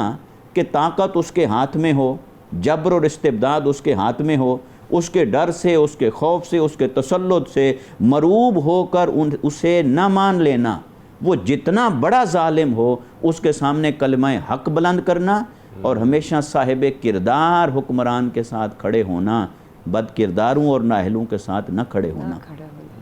مستورات اہل بیت مصطفیٰ صلی اللہ علیہ وسلم کا جو اس میں کردار ہمیں نظر آتا ہے سیدہ زینب کا، یہ بات ہمیں رلا دیتی ہے کہ امام حسین نے تو اس قافلے کی سربراہی کی مدینہ سے لے کر کربلا تک، اور آپ نے مدینہ سے مکہ پہنچے تو کم و بیش 4 مہینے وہاں گزارے، جس کیفیت میں مدینہ کو چھوڑا اور آقا علیہ السلام کے روضہ انور پر جا کر حاضری دی کہ اے نانا جان، اب آپ کے شہر میں رہنا ہمارے اوپر تنگ کر دیا گیا ہے۔ پھر آپ مکہ آتے ہیں اور کم و بیش 4 مہینے کا وقت گزرتا ہے، اور لوگ ساری دنیا کے حج کی طرف آ رہے ہیں، اور آپ اس حج کی حفاظت کے لیے جا رہے ہیں کربلا کی طرف۔ تو امام عالی مقام کا مدینہ سے لے کر کربلا تک آنا، یہ قافلے کی سربراہی بڑی عظیم ہے، بڑی عظیم ہے، بڑی عظیم ہے، لیکن اس قافلے میں جب کوئی مرد باقی نہیں رہا، سارے پھول ایک ایک کر کے قربان ہو گئے، اور اہل بیت مصطفیٰ صلی اللہ علیہ وسلم کے سارے چشم و چراغ قربان ہو گئے، اس قافلے کو میں لٹا پٹا نہ کہوں تو کیا کہوں؟ اگر کوئی کہے کہ یہ لفظ ان کی شان کو زیبا نہیں دیتا، یقیناً زیبا نہیں دیتا کہ وہ سب کچھ لٹا کر بھی پا گئے تھے، مگر ظاہری حالات تو یہی بتا رہے ہیں۔ اس قافلے کی قیادت سیدہ زینب نے فرمائی ہے۔ جب قافلے میں سب موجود ہوں، اس قافلے کی قیادت کربلا کی طرف کرنا یقیناً ایک امتحان تھا، مگر اس قافلے کو واپس لے کر آنا یہ اس سے بڑا امتحان تھا۔ اور سیدہ زینب کے کردار کے اندر حضرت علی المرتضیٰ کی شجاعت جھلک رہی ہے، سیدہ فاطمہ الزہرا کی حق گوئی اور بے باکی جھلک رہی ہے، اور امام حسن اور امام حسین کی شجاعت اور بہادری وہ جھلک رہی ہے، اور سیدہ زینب کے کردار پہ آ کر یہ قافلہ نقطہ کمال کو پہنچتا ہے۔ اور آپ جب کربلا سے آپ کو لے جایا جاتا ہے، اور لاشیں تو رات بھر پڑے رہے، یہ جو آنے والی رات ہے اس رات میں لاشیں رات بھر پڑے رہے، اور کیسا منظر ہے کہ آج کوئی جتنا بھی ظلم سے قتل کر دیا جائے، شہید کر دیا جائے، مگر اس کے مرنے کے بعد دشمنیاں ختم ہو جاتی ہیں، اسے دفنانے کے لیے کوئی رکاوٹیں نہیں ہوتی، مگر ان کو نہ کوئی دفنانے والا تھا، نہ کوئی فوری طور پر اہتمام کرنے والا تھا، اور رات بھر وہاں رہتے ہیں، ریت اڑ رہی ہے ان لاشوں پر جن کو مصطفیٰ صلی اللہ علیہ وسلم نے چوما تھا، اور صبح ہوتی ہے اور اس قافلے کو لے جایا جاتا ہے، اور گھما کے وہاں سے لے جاتے ہیں جہاں سے لاشیں پڑے تھے، تاکہ یہ مستورات اور بچے اس منظر کو اپنی آنکھوں سے دیکھیں تو قربان جائیں مستورات اہل بیت مصطفیٰ کے صبر پر، ان کے حوصلے پر، ان کی استقامت پر۔ سیدہ زینب کا جب وہاں سے گزر ہوا تو سوچا دیکھ تو لوں آخری بار کہ میرا بھائی حسین کس حال میں ہے، تو کیسے پہچانے کہ ان میں سے حسین کون ہے؟ تو ایک ہی نشانی بچ گئی تھی آج امام حسین کی کہ ہر دھڑ کے ساتھ سر تھا اور جس دھڑ کے ساتھ سر انور نہیں تھا، یہی اکلوتی نشانی آج بچی تھی کہ یہ لاشا حسین کا ہے۔ تو سیدہ زینب نے وہاں سے مدینے کی طرف رخ کر کے کہا کہ اے نانا جان، یہ ہے وہ حسین۔ اور دیکھیے حسین نے کس طرح آپ کے دین کی خاطر اپنے آپ کو، خاندان کو قربان کر کے حق کو کیسے سربلند کر دیا ہے۔ اور یہ سیدہ زینب کی شجاعت اور بہادری کو دیکھیے، جب آپ کوفہ پہنچتی ہیں اور وہاں ابن زیاد کے دربار کے اندر آپ خطبہ ارشاد فرماتی ہیں، وہ تخت پر بیٹھا وہ کانپ رہا ہے، اور آپ کی فصاحت اور بلاغت ہے کہ آسمان سے آپ کی بات ہو رہی ہے، شجاعت اور بہادری آسمان سے باتیں کر رہی ہے۔ اور پھر وہی قافلہ جب یزید کے دربار میں پہنچتا ہے دمشق اور شام کے اندر، تو امام زین العابدین رضی اللہ تعالی عنہ کی فصاحت اور بلاغت نے، حق گوئی اور بے باکی نے، اور آپ کے کلام نے، خطبہ نے وہ لرزہ طاری کر دیا کہ اسے آذان دلوا کر اس خطبے کو روکنا پڑا، ورنہ اسے لگ رہا تھا کہ جو میرا تخت کچھ سالوں میں جا کے تباہ و برباد ہوگا، کہیں ابھی کوہرام نہ مچ جائے۔ تو یہ مستورات اہل بیت کا کردار ہے، یہ معصومین اہل بیت اطہار کا کردار ہے۔ ان کی شجاعت کو سلام، ان کی بہادری کو سلام، ان کی قربانی کو سلام، ان کے صبر اور حوصلے کو سلام۔ یہی وجہ ہے کہ امام زین العابدین نے بعد کا سارا وقت صرف مناجات میں گزار دیا۔ بیت الحزن، غم کا گھر اسے بنایا سیدہ سکینہ نے بھی، اور جو منظر وہ دیکھ کے آئے تھے اسی منظر میں انہوں نے زندگی کے باقی ایام گزارے۔ آج پیغام ہمارے لیے یہ ہے کہ امام حسین پر قربان ہوا یہ سارا لشکر قربان ہوا امام حسین پر، کیونکہ آپ نے رات کو بتا دیا تھا یہ صرف میرے خون کے پیاسے ہیں، آپ جانا چاہیں تو جا سکتے ہیں۔ وہ سارے قربان ہوئے امام حسین پر، اور امام حسین قربان ہوئے دین مصطفیٰ پر۔ اور آج ہم اسی دین کو اگر چھوڑے بیٹھے ہوں تو ہم کہاں سے حسینی ہیں؟ واقعہ کربلا تک یزید بھی ایک فرد تھا، حسین بھی کوئی کہہ سکتا ہے ایک فرد تھے،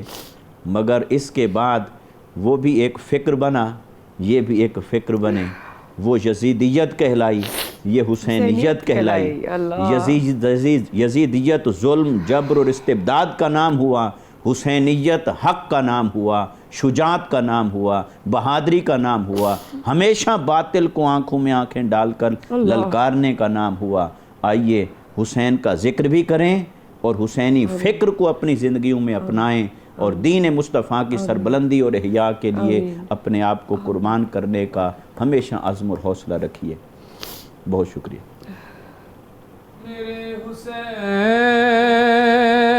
تجھے سلام، میرے حسین تجھے سلام، السلام یا حسین، السلام یا حسین، السلام یا حسین، السلام یا حسین۔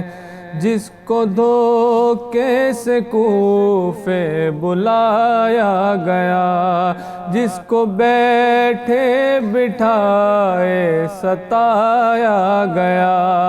جس کے بچوں کو پیاسا رلایا گیا، جن کی گردن پہ خنجر چلایا گیا، جن کی گردن پہ خنجر چلایا گیا، اس حسین ابن حیدر پہ لاکھوں سلام۔ السلام یا حسین، السلام یا حسین۔ جس کا جنت سے جوڑا منگایا گیا، جس کو دوش نبی پر بٹھایا گیا، جس کے بھائی کو زہر پلایا گیا، جس کو تیروں سے چھلنی کرایا گیا، جس کو تیروں چھلنی کرایا گیا اس حسین ابن حیدر پہ لاکھوں سلام السلام یا حسین السلام یا حسین السلام یا حسین السلام یا حسین جس نے حق کربلا میں ادا کر دیا اپنے نانا کا وعدہ وفا کر دیا سب کچھ امت کے خاطر فدا کر دیا گھر کا گھر بس سپرد خدا کر دیا اس حسین ابن حیدر پہ لاکھوں سلام السلام یا حسین السلام یا